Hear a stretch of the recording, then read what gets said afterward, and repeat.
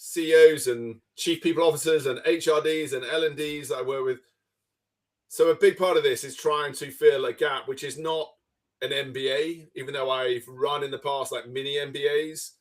It is about, yes, we can equip you with the tools and the techniques, but the thing you really need to change is the way you think and the way you make decisions and the way you act and communicate.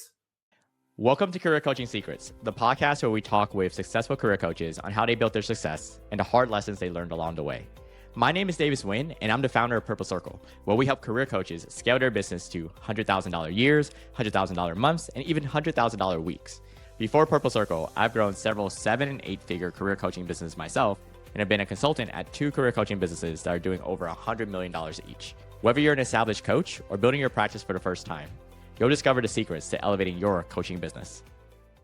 Welcome to Career Coaching Secrets podcast. I'm Pedro, and today's guest is Charlie Curson, who spent 25 years plus proving that strategy shouldn't be locked in boardrooms and MBA programs. As founder of Mandarin and accredited leadership coach, he's helped 250 plus organizations across 30 plus industries, partnering with global giants like Visa, McDonald's, Unilever, and L'Oreal to design both growth strategies and innovation programs. What sets Charlie apart is his natural ability to integrate cutting-edge research with practical tools that actually work in the real world. He has coached thousands of leaders globally to think and act more strategically, and his soon-to-be published book, Be More Strategic, 12 Essential Practices to Build the Life and Career You Want, makes these skills accessible to everyone. Welcome to the show, Charlie. Thank you very much. Great to see you, Pedro. Yeah, it's great to see you and also great to have you. Okay, and you know what? I like to rewind a bit. Back to the origin story, Charlie, because every coach has that moment where they look at their life and say, you know what, I guess this is what I'm doing now. So when was that for you? I certainly do. Yeah. So I was professionally, we were briefly speaking off air, weren't we? I guess as I started a more professional career, I was a graduate for one of the big consultancies. And so I was sort of in that strategy space. And then I was a little bit disillusioned in that world, if I'm honest with you. A little bit too many spreadsheets, not that much creativity or real insight, in my opinion, in some of the work. And I left that world after one too many giant PowerPoint slides I didn't really understand, and joined a much smaller place based out of London, UK, where we would compete with the likes and twice beat the likes of McKinsey and pitches. And I guess we did the really kind of what you call upstream strategy work. And it was in doing that sort of work where then over the next few years, as I led my own clients, my own projects, and I also had some experiences outside of the professional world. I worked with Olympic teams. I was exposed more to areas of military and other high performance environments and coaching, that I started to move to that world. And I guess what happened was I'd start to be referred to as a coach by my clients. And I always felt slightly uncomfortable because I was aware that coaching was a profession and a skill. Maybe I was more of a mentor, but I wasn't a coach. And so I started to explore what coaching really was, what it looked like, etc. And about 10 years ago, I then qualified sort of professionally, if you like, as a performance coach originally, which took about a year. And then ever since then, I, as part of a few things I do, one of them is I coach leadership teams, but also individual leaders, and I've done that the world over. Okay, well, first of all, I can resonate with the consultancy background. I was also a consultant for a while in Ernest Young. Well, to be candid, I felt a bit different from you. Felt it was kind of boring here in Brazil. Sorry about that, consultants out there. Now, what I want to understand, and you kind of dove in strategically into the professional side, but I want to understand the shift from, I'm helping people to I'm building a real business around this, your own business. When at the early days in coaching, we're sometimes testing waters, feeling it like, is this really going to, be my new career? So how did that ended up being for you? That transition to, okay, this is really a business, Yeah, I'll be completely honest with you. I sort of live my life in chapters, and I set my own business up about 15 years ago. But I'll be honest, it wasn't overly planned or considered. It was just a moment of circumstantially, I'd had my time in the current space I was in that smaller business, and I thought, you know what, I think I'm ready to do my own thing. So I didn't really leave with any great plans, etc. If anything, I was rather inspired by a coach myself who said a great thing to me in my early 30s. He said, "I'll tell you what, Charlie, you're quite young." I remember him saying that to me. You could debate that, to do this. But he said, "I'll tell you what, if you're not completely clear, you're not leaving for a really clear purpose." He says, "Why don't you take the mindset of just say yes to everything?" It's a famous book, right, off that idea. Just say yes to everything. He said, "Fill your basket." And he said, after a couple of years, you'll probably start to find that you've worked out what you would like to be in your basket and what to take out. And he said, you'll probably naturally start to say no to things. And I think in many ways, that is kind of what happened. It probably took a little bit longer, but for a good number of years, in honest answer to your question, Pedro, I really did say yes to a lot of things. I did some amazing things. I got involved in all sorts of things, both commercially and pro bono, and I partnered and I facilitated all over the planet. I was involved in an amazing piece of work called the Future Agenda, which took me right across the globe, facilitating future expert sessions.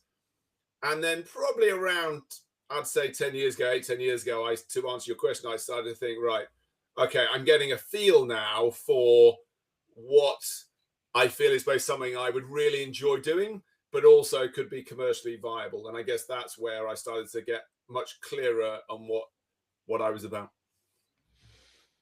Interesting. I love the fact that you put in the reps, right? The repetition. It's like I'm taking the pro bono. I need to have a sense of things, right? Because at the same time you're helping, you're learning, right? You're feeling like, oh, how can I work best with this type of person or that type of person? And I think that's a powerful reminder. But after you got rolling, right? What I want to understand is who were the people that kept showing up, the ones you realized, okay, this is my tribe. These are my people, Yeah, client in terms of clients. I don't know whether I'm unusual in this, but the area of the strategy work I really enjoyed was the workshops. It was the parts of the processes where you had a lot of people together for a few days often, and you would do the bit that was where sometimes it was about framing the issue, sometimes it was those kind of fun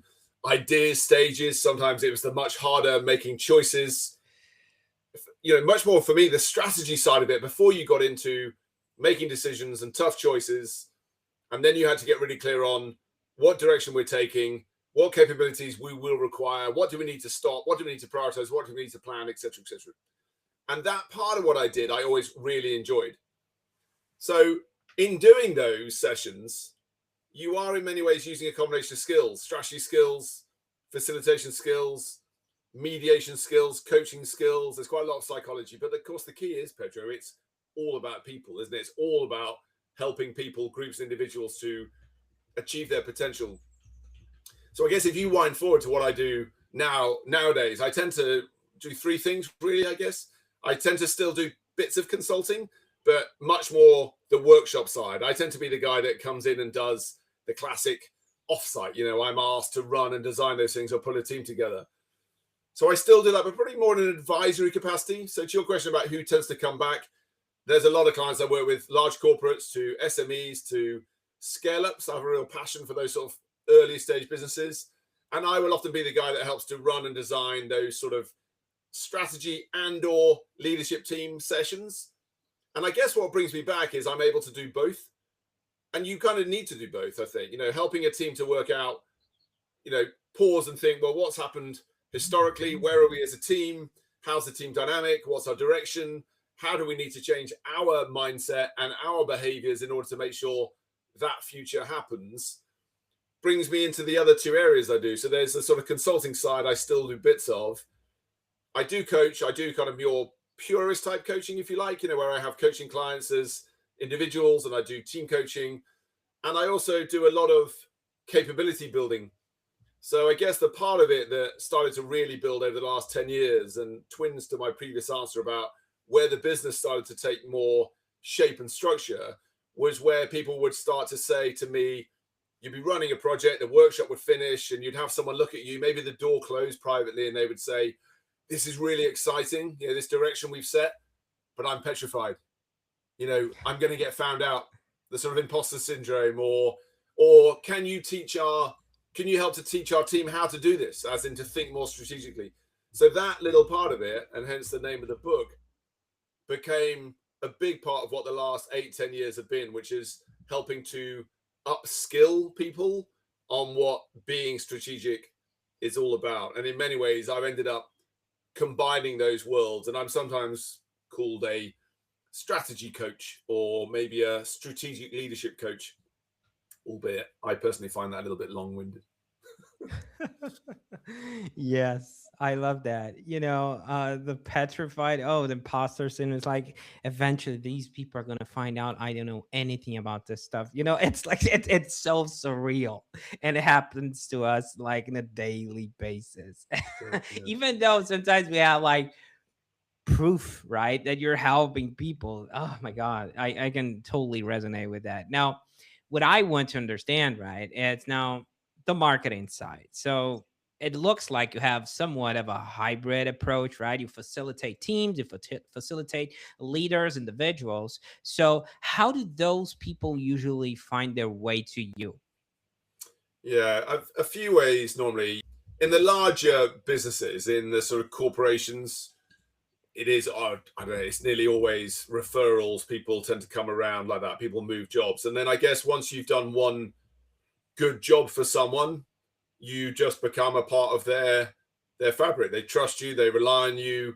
So depending on your way. So let's say I'm thinking about a big tech company I work with now we've just done a big offsite. I've done a big offsite for their executive team in February. I first met them probably 9-10 years ago. And the first ask was, we have on it was a L&D HR figure who said, one of the competencies we need is to upskill people in being strategic. There's that phrase again. And apparently you can help. That was sort of how it began. So there I am going off to India and going to Poland, etc., and helping to run these sessions. And then, of course, word gets around, and then you meet, the boss, and then you get asked to maybe coach an individual, and then they ask if you could run their offsite, etc. So that tends to be the way it plays out. On the smaller end, I guess the worlds are different. So good networks, communities of, let's say, founders being involved. I'm also an angel investor.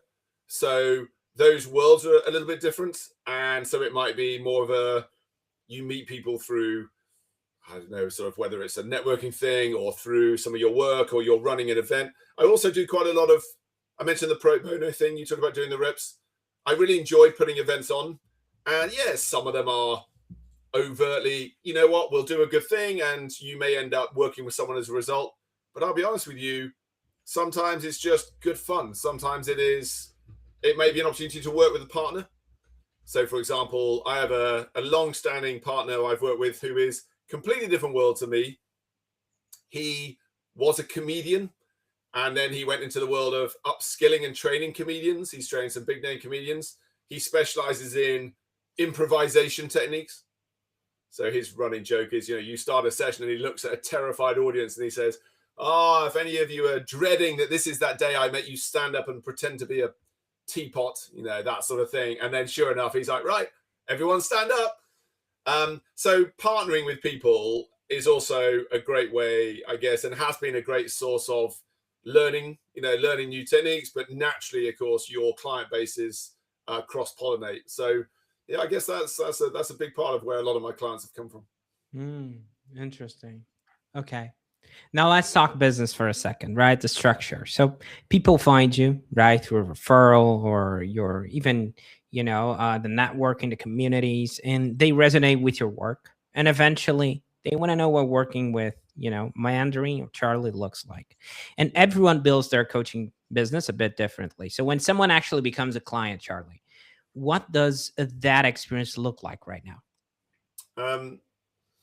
If they've come to me, through a lens of as a coaching client, so in the spirit of this particular conversation, that tends to be quite black and white, I guess. I doubt I'm hugely different to many other coaches, depending on circumstance. So an initial chemistry conversation, if I don't know them, or maybe I've met them because of, as I said earlier, I've been running a leadership team session, and either a CEO says to me, "Oh, Charlie, I understand you're also a coach. Could you potentially help one or two members of the team?"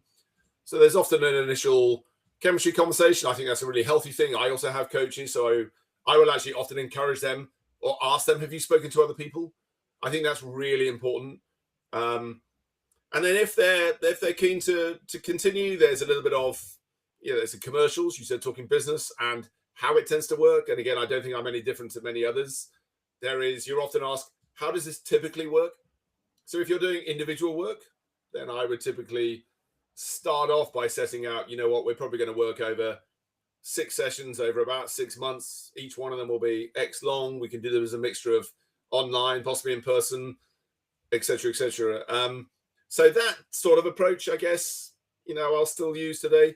As you mentioned the book, actually, I think you said at the top, the book's due to. The book is now out, so actually a lot of PR has followed the book, and that has probably changed things a bit, Pedro. So I am probably in the middle of transitioning and adapting how the business works, because my sounds strange to say, but I guess because of the book, because of the PR, my profile has changed, and therefore I'm getting a lot more incoming. So at the moment, I'm working through developing a lot more systems in order to better qualify people and route people and people in the right place, whether that's one-to-one work, it might be joining a group program, or it might be, as we said earlier, it might be that they need some help more directly with their leadership team or their organization. So I'm just in the middle, really, of that transition at the moment. Interesting. Okay. Now, your work seems pretty hands-on, right, Charlie? Launching a book, facilitating teams, the one-on-ones eventually, but more strategic right now. And we're talking about, and I know you have a team that helps you at Mandarin, but how do you think about capacity so don't stretch yourself too thin? Yeah, well, as I said, in answer to that question, really, I am having to think about that a lot at the moment, because I'm going through this phase. I think, how do I think about capacity? It's a good problem to have, of course. Any small business owner will know that. You're going to go through great periods where you got too much demand and you're trying to work out how do I manage it, and then 6 months later, the feast and famine notion. I guess I'll answer that question by being very open and honest about the transition I'm going through at the moment, which is I've largely spent, well, you had a consulting background, you'll get this better than many. I started my career in that world that's more time materials sort of world. And especially in the last 5 or so, but with the book even more so, I'm trying to transition out of that space. So more into clients who I'm in partnership with, I'm retained by, or running programs. So I've always had a bit of a history of bespoking everything to everyone, which comes by my background, and I always felt that was the right thing to do. And in the last few years, I'm recognizing that, especially with the book and the clarity the writing of the book gave me and the success it's had, I'm getting increasingly clear on who I help and how I help them, and getting people to enroll on my programs because I know they will achieve the right outcome, rather than bespoking everything for every individual client, which may sound obvious, but I think it's a transition that many smaller businesses go through. Okay. I mean, exciting times, right? And I'm curious about where you're taking all this. Like the book is being launched, or currently, you have you're in the eye of the hurricane for that transition that you just mentioned. So looking ahead, Charlie, where do you see the business going? Are you thinking about scaling, hiring, or is that a next step you're excited about? Yeah, absolutely. My real focus now. So the book came out November. And the idea really with it was that I was always going to move to a position of having spent 20 plus years serving clients. People often use this terminology, closed and open. So serving more of a closed community, which I've thoroughly enjoyed. I've worked with some amazing organizations, large and small, around the world. Around COVID, actually, just as COVID was happening, I had my first playing around with an open program. So I ran a strategy skills program, and I went to my own network and I asked people from around the world if they wanted to join this program for 3 months. And it was really successful. People really enjoyed it. But what I realized in that was I was largely selling into my own network. So I was tapping up exactly the same people. And I guess in many ways, part of the book and raising, profile, if you like, has been in order to, I'm now doing it 5 years on, and it is going to be infinitely better. And my real aspiration is that I will, along with a team I'm working with, we will launch and run a truly world-class strategic capability accelerator program. Because the name of the book, right, Be More Strategic, is the reason for the naming is because it's one of the most common things I get asked. People are trying to get to the top rung of their business. They've had another performance review. They've gone for a job interview. What do they keep being told? They keep being told, you need to be more strategic, or you need to think more strategically. And when they push for answers about what does that mean, outside of a lot of umming and ahhing, they are met with silence. And that includes CEOs and chief people officers and HRDs and L&Ds that I work with. So a big part of this is trying to fill a gap, which is not an MBA, even though I've run in the past like mini MBAs. It is about, yes, we can equip you with the tools and the techniques, but the thing you really need to change is the way you think and the way you make decisions and the way you act and communicate. And so the be more strategic idea, the emphasis really on the word be, is not know more. You need to start being. And so I guess bringing the worlds of strategy, coaching, and I guess high performance coaching, which is really about routines and habits and practices. You're trying to build in an individual leader or in a leadership team, or even more widely in an organization, a strategic capability, which I think is often lacking in businesses. I actually often find that, yes, some businesses don't have a strategy at all. I mean, I think that's fair. People often muddle strategy and planning. They are not the same thing. But let's say they do have a strategy. It might be in the head of a CEO. It might be in the head of a managing partner or founder. So firstly, it's about getting it out and getting it clarified and in the hands of everyone. But then you need to get people to be, in those daily practices, people need to be acting strategically. People need to be keeping that in mind in the day-to-day conversations and choices they make. And that's often where it falls down, especially, of course, in a world where people are under pressure. People are having to achieve targets. I had a conversation just this morning with someone who completely saw this, and he's a partner in a business. And he said, you're so right. He said, I think we're quite strategic as a business. But what normally happens is in the final quarter of every year, what happens? Suddenly the pressure rises that we have to hit our figures. All that great strategic stuff goes out the door. Everyone just becomes really reactive. They drop into silos. They hit their figures. They get to the end of the year. They go, well done us. And then they go, right, where were those bigger things we're supposed to be doing? I often call that the 12-month trap.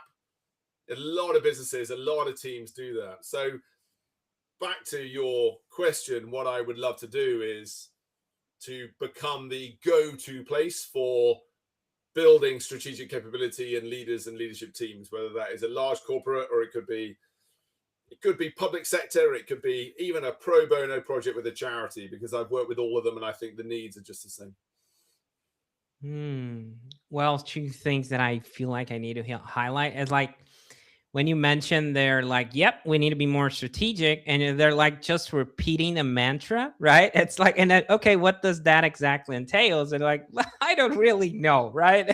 Yeah, I think that's hilarious. And the second part is like about taking action, right? Be more strategic. Just don't just talk about it, right? Take action, have some metrics, have some milestones to hit. Because if you don't, it's just in, imaginary world. It's not really happening. It's just like, yeah, we got to do something about it. And next year, the 12-month trap you mentioned hits the door, knocks on the door again. And it's like, yep, nothing changed, but we hit our metrics. But what about the big things? Right. So I love those reminders. Okay. Now, Charlie, I want to tap into your experience for a second, because I feel like people listening can really benefit from this. You've been in the game long enough to hear all kinds of business advice, some good, some bad. There's a lot of noise out there in social media. So, what's one piece of business advice you hear all the time that you think is that's overrated or potentially misunderstood, One piece of business advice. I'm not sure it's overrated, but it's certainly something I was recently drawn into a debate on, maybe, and feel free to steer me on this. I sometimes have people say that they're not actually to my previous point. They will say that, well, actually, in our business, Charlie, we have a particularly visionary leader, and we're okay because the strategy is in their head. Like, we're okay. They will help us. It's not a team game. It is, it's in them, and that's okay. And we know our place in the team. And meanwhile, we'll let them do their thing, and they will do that, and we will do this and that. I don't agree with that. I think that it has to be a co-creative exercise. I think the whole nature of an organization setting out its options, as I said earlier, before making choices about what path to take, where to invest, where to prioritize, has to be a collective exercise. And the more involved in that collective body and the more diverse that collective body, the better. It is a team sport, I think. And if you can do that well, if you're brave enough, I think, to do that well and involve more people, more diverse people, for example, not just the senior team. If I go and do a more in-depth piece of work with a team, I often say to them, by the way, I'm not just going to work with you 8 or 12. I want to make this team 36 people. I want people in this group who you wouldn't normally hear the opinions of. Because I think by going through those processes of getting that sort of thinking and challenging assumptions and recognizing your groupthink and your biases and accepting a much wider range of insights and options before you start to do the hard part of making choices, I think you're far more likely to close the gap to execution anyway. The one thing I really always have a bit of an issue with, this might answer your question, is when you do all this fantastic strategic sort of work or even planning work, Pedro, to our earlier conversation, even just the next 12 months, and it's done by a really small team. And then next project, right, now we need to do a big engagement project. It's like, if you sort of just design it in a way in which those two things are a little bit more meshed together, and strategy is rather emergent anyway, so you're sort of allowing for more co-creation, more involvement, more insight, more experimentation, more taking small steps, learning, going again. I don't think you often need to have these sort of rather protracted, right, we'll do this phase here, and then we'll stop, and then we're going to go on a big engagement mission. And I think those sort of days are definitely coming to a close, I think. That brought me back to what you told me earlier about the silos, right? Because if you're thinking about the CEO, he's the only one with the playbook, the agenda, the strategy. That's a silo, right? And that's the opposite of what you're trying to create. When it's like that team building, the team already knows where you want to go. Everyone is, in your side trying to get there. That's actually a very good advice, I would say, and it aligns with what you just said earlier. I think it's aligned, perfectly aligned. Now, on the other side, right, Charlie, what's a piece of advice which more people actually took seriously? One of the areas I often find myself drifting into in any type of intervention with a client team is communication skills. I think I really believe this, actually, and this comes from experience, not just in the sort of space we're describing, but also in non-business settings. Yeah, having spent time with elite sports teams, areas of military, even ballet schools and theaters, these sort of really high-performing environments, kitchens, Michelin-star kitchens, where it's done really well, where they are more high-performing and they have a fully engaged workforce and they achieve the results they're expecting. When you unravel that, what tends to be below everything is they invest time in and they practiced communicating all the time. And if you start to unpick that, that includes, this may sound obvious, but feedback skills, the ability to handle more challenging conversations. Even this week, I was with a group, a very senior group. They have more robust, challenging conversations. The CEO gets feedback once in a blue moon. And is it any wonder that performance struggles? And I guess if you really unpick that into something that someone listening could think, well, that's a really broad domain. Focus on just one really important aspect of that, which is your ability to listen. Most people don't listen as well as they think they might. And simply by being more aware of it, recognizing, for example, that we all have barriers to listening. We may have a tendency to, you may be doing it now, right? Mind reading, rehearsing. As a facilitator, you see people rehearsing all the time. They are no longer listening to what is being said because they are preparing what they're going to say in response. Advising, you probably, I don't know about you, but I've certainly had a few moments where family members might say to me, I don't want your advice, I just want you to listen. There's a whole range of them. So I think listening skills, when I get into quite in-depth leadership team coaching with clients, but I think it does relate really closely to strategy and being more strategic and co-creation and experimenting and learning. I think everybody could learn to listen better and to be more present.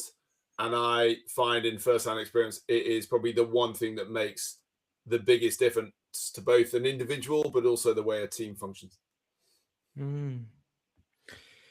You're getting me to a rabbit hole here, Charlie. I just watched that show from Gordon Ramsay on Netflix about his new restaurant. And when you mentioned different industries, right? And I'm in communication skills and the way they communicate with like the sous chef, the chef, the staff and all that's like a key aspect of it. He won't accept people are just on their own silos. You need to communicate. It doesn't matter if you're having a problem or not. You need to communicate and keep moving forward and communicating with people. And also, when you said about I just want you to listen. This is do you have a camera here in my home? I'm just out of curiosity, because sometimes my wife frames it like that. She's like, you know what? You don't have to solve it. Okay, just shut up and listen. And I'm like, okay. And then she's talking. I'm like, oh, okay. And I need to hold myself back, because sometimes we try to give them answers, right? When in reality, what we need to do is just, hold presence, be there, and understand this is a process more about them than you, So I love those two reminders. Okay. I really love that. And Charlie, if someone listening wants to connect with you or follow your work, where can people find you and connect with you? Well, if you're able to share a few things in show notes as well, I can always help. People are LinkedIn users, they'll find me there. Our company URL is Team Mandarin. I guess my book now is, in terms of kind of easy, searchable, findable name. So yeah, Be More Strategic if people are interested. It's been quite an exciting journey the last few months, but if you look up the name of the book, there's a very good chance that you'll find your way to me, my door, my team. Get in touch. Love to hear from people. Actually, I had a call just this morning with someone about someone I was introduced to through a mutual friend. Good people, know good people, and that sort of spirit of pay it forward. I've always been a real believer in.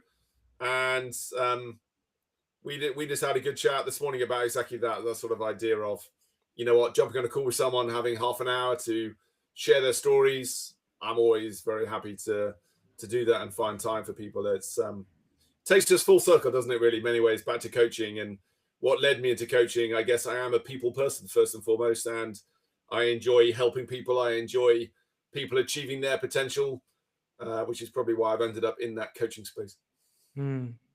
Yeah, so the links will be shared in the description for all channels. And I gotta say, there were a few things that you shared today that really stayed with me. Okay, I would say first on the origin story, when you're telling me that was not overly planned, and then later on you're like, I'm petrified, right, about the teamwork and all that. So I think I always emphasize this. I think vulnerability is a key asset for a true coach. Being able to connect with people on the same level instead of a preaching mode, being able to understand you don't have all the answers. Maybe you have the good questions, right? But not all the answers. We're here to learn together. I think that's a very powerful asset for a coach. Okay, I will put it like that. I love how your message sometimes sounds so to the point and so simple, right? It's when you quote it, it's all about people, right? It really is all about people. At the end of the day, we're trying to find ways, different programs, different approach, but at the end of the day, we're just trying to help people, and how passionate, I think that's so unique, how passionate you are about, launching events, workshops. You keep hammering that. You're like, I love to, throw in an event, facilitate a workshop. I think that is so cool of you. I imagine you must have a blast there, and you're like, at the end of the day, that's just the way you find yourself having joy to helping people. So we're back to square one. So I really like that. Now, Charlie, this is my long way of saying I appreciate what you do, and I appreciate you being here and sharing so openly today. Okay, it was great having you on. Thank you. And somehow, Pedro, we've managed to get to the end without talking about Lego, but maybe we'll just leave that as a cliffhanger for number 2. Okay, before we close this out, yeah, I think that's perfectly aligned with the facilitation and the workshops. We're just changing the theme a little bit, right? It's Lego.